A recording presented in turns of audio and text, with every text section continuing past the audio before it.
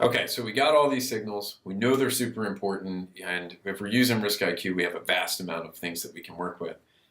These signals ultimately inform a process that we've labeled threat infrastructure analysis.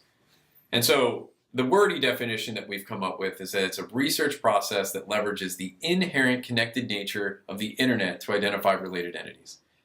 It's absolutely a mouthful. We've iterated on this definition a number of times. I really do think it's the best one we can come up with. But it's the signals, right? It's the connected nature of the signals. Yeah. You know, the way that the internet functions, it happens in this inherent way. Domains are going to have an IP address where they're being hosted, an email may have registered them, etc.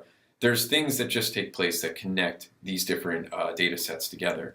And no one can avoid it. It's every website has to play by the same rules to be on the internet, or it doesn't function. You can't get there. Exactly. And so why is this process important? Why do we have a methodology around threat infrastructure analysis? Well, what we've observed over the years of doing this work is that these operators or people that are conducting attacks are humans.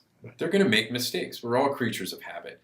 And so what we've identified is that infrastructure is not some sort of infinite resource. It's finite in the sense that there's only so many IP addresses, or there's only so many domains that you can get, or there's only so many networks you can interact with. So if the bad actor is going to go buy a new domain, he might reuse the address or the telephone number or the email address associated with that. So because it's something that he might have scripted or have an account to verify the information with. Yeah, that's correct. Or in some cases, we'll notice that some hosting providers actually allow the malicious activity to occur. They kind of turn a blind eye to what's occurring.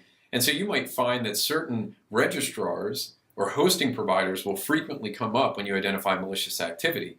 And that's simply because these actors have favored a particular hosting provider because of the lack of takedown that's taking place. So there's a lot of potential reuse here. Again, signals, overlap.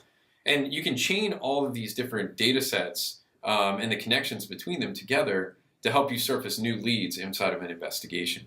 And that becomes really, really helpful when you're taking that suspicious event that may have occurred, collecting the data and trying to make an assessment.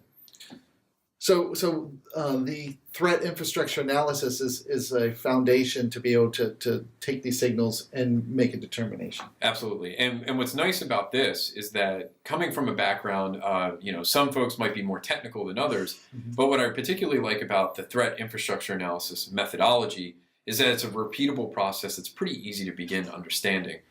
The only barrier to entry here is having some understanding of the protocols of the internet and the data sets that we're going to be working with, which is the purpose of this workshop. Right. So by the end of this workshop, not only will you understand threat infrastructure analysis and the methodology, but you'll be able to instantly start applying it inside of your organization or when conducting just research on your own.